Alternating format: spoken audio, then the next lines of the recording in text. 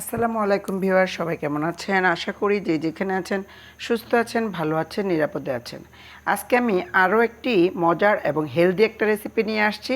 সেটা হচ্ছে পাবদা মাছ রান্না করব। কি দিয়ে রান্না করছি, কিভাবে রান্না করছি, সব কিছু আপনাদের সাথে শেয়ার করব।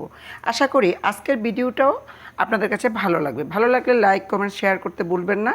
নতুন হয়ে থাকলে চ্যানেলটা অবশ্যই সাবস্ক্রাইব করবেন। তো এখানে পাবদা মাছ নিয়েছি আর ফ্রাই প্যানে তেল দিয়েছি। ফ্রাই প্যানটা গরম করে নিয়েছি তেলটা।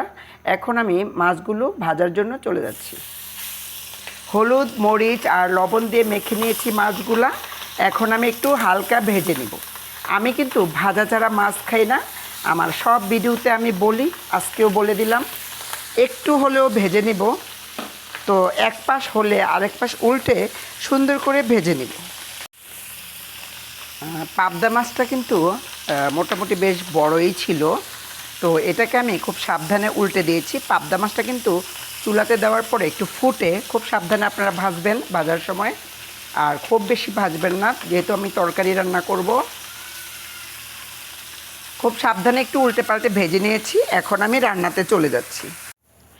একই ফ্রাই প্যানে আমি মাছ ভাজার যে ফ্রাই প্যানটা, সেটাতে আমি দিয়ে দিচ্ছি সরিষার তেল। আমি কিন্তু সরিষার তেল দিয়ে রান্না করছি, আপনারা সয়াবিন বা অলিভ অয়েল যে কোনো তেল দিয়ে রান্না করতে পারেন। সরিষার তেলে রান্না কিন্তু বেশ মজা, যারা পছন্দ করে, আমার কাছে তো ভীষণ ভালো লাগে। তো দিয়ে দিচ্ছি পেঁয়াজ কুচি, দিয়ে দিচ্ছি দুটো কাঁচামরিচ মাঝখান থেকে কেটে দিয়েছি। এখন দিয়ে দিব স্বাদ মতো লবণ। পাবদা মাছটা আমি একটু ভিন্ন স্টাইলে রান্না করছি, আপনারা অবশ্যই দেখবেন। এখনও যারা আমার ভিডিওতে একটা লাইক দেননি, অবশ্যই একটা লাইক দিয়ে দিবেন। আসলে একটা লাইক আমাকে সবার কাছে পৌঁছে, আমার ভিডিওটা সবার কাছে পৌঁছে দিবে। তো কষ্ট করে একটা লাইক দিবেন। পেঁয়াজটাকে একটু ভেজে নিয়ে আমি এখানে দিয়ে দিচ্ছি মরিচের গুঁড়ো। ঝালটা আপনারা আপনাদের ইচ্ছা মতো দিবেন। দিয়ে দিচ্ছি পানি, কারণ যেহেতু গুঁড়ো মশলাটা যেন পুড়ে না যায়, সেই জন্য দিয়ে দিচ্ছি। আর দিয়ে দিচ্ছি হলুদের গুঁড়ো, দিয়ে দিচ্ছি ধনিয়ার গুঁড়ো, দিয়ে দিচ্ছি একটু সামান্য পরিমাণ কাঁচা জিরা বাটা। কারণ এটা যেহেতু সিমের বিচি, এখানে আদা রসুন বাটাটা আপনারা দিতে পারেন, আমি একটু কাঁচা জিরা বাটা দিয়ে দিলাম। দিয়ে খুব সুন্দর করে নেড়ে চেড়ে একটু রসুন পেস্টও দিয়ে দিলাম। আমি সব কিছুতে রসুন খাই, এটা আপনারাও জানেন। এখন আমি এটাকে সুন্দর করে কষিয়ে নিব। মশলাটা কষানো হয়ে গেছে। এখন আমি এখানে দিয়ে দিচ্ছি কিছু সিমের বিচি। আমি খুব সুন্দর করে সিমের বিচিটা ছিলে পরিষ্কার করে ধুয়ে নিয়েছি। সিমের বিচিটা দিয়ে আমি সুন্দর করে একটু কষিয়ে নিব। শুরু থেকে শেষ পর্যন্ত আপনারা যদি না দেখেন তাহলে বুঝবেন না আমি রেসিপিটা কিভাবে করেছি। তো সিমের বিচিটা দিয়ে সামান্য একটু পানি দিয়ে একটু কষানোর জন্য, সেদ্ধ হওয়ার জন্য আমি ঢেকে দিচ্ছি। একটু সেদ্ধ হওয়ার জন্য ঢেকে দিচ্ছি। সিমের বিচিটা সেদ্ধ হয়ে গেছে। এখন আমি দিয়ে দিচ্ছি এখানে 2টে টমেটো কুচি। টমেটোটা দিয়ে একটু নেড়ে চেড়ে দিব। এখন আমি আর একটুও পানি দিব না। এই টমেটোর থেকে যে পানিটা আসবে সেটা দিয়ে টমেটোটা কিছুটা সিদ্ধ হয়ে যাবে। তারপর আমি কিভাবে রান্নাটা করি দেখেন। আবার আমি একটু ঢেকে দিব, অল্প আছে, টমেটোটা একটু গলে যাওয়ার জন্য অপেক্ষা করব।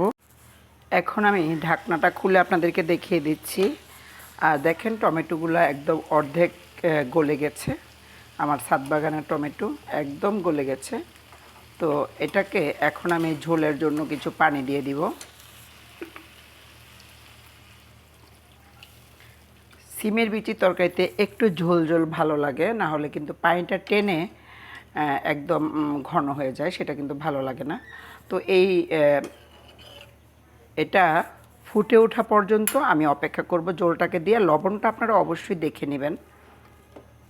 তো ফুটে ওঠা পর্যন্ত আমি অপেক্ষা করছি। তো দেখেন কালারটা কি সুন্দর হয়েছে আর এটা ফুটে উঠেছে। এখন আমি মাছগুলো দিয়ে দিব, ভাজা মাছগুলো। এই মাছটা একটু ভাজার সময় বা যেভাবে যেটাই করেন খুব সাবধানে, খুব নরম একটা মাছ। আর কালারটা কি সুন্দর এসেছে দেখেন। সবগুলো মাছ দিয়ে তারপরে আমি আবার একটু ফুটে ওঠা পর্যন্ত জালটাকে বাড়িয়ে দিয়ে একটু অপেক্ষা করব। টমেটোটা একদমই গলে গেছে। আর এখনকার সিজনের টমেটো কিন্তু খুবই সুন্দর গলে যায়। আবার একটু ঢেকে দিচ্ছি, ফুটে ওঠা পর্যন্ত অপেক্ষা করব। মাছটা দেওয়ার পরে আবারও ফুটে উঠেছে। আর এখন আমি দিয়ে দিচ্ছি কুচানো ধনেপাতা। ধনেপাতাটা একটু বেশি করেই দিবেন, কারণ আমার তো ভীষণ পছন্দ। তো রান্নাটা প্রায় কমপ্লিট। ধনেপাতাটা দিয়ে আমি কিন্তু আর বেশি সময় রাখবো না, কিছু সময় রেখে একটু নামিয়ে নিব।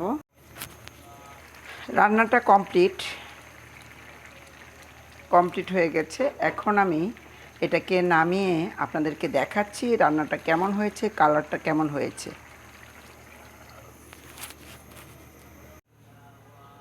তো ভিউয়ার্স দেখেন, আর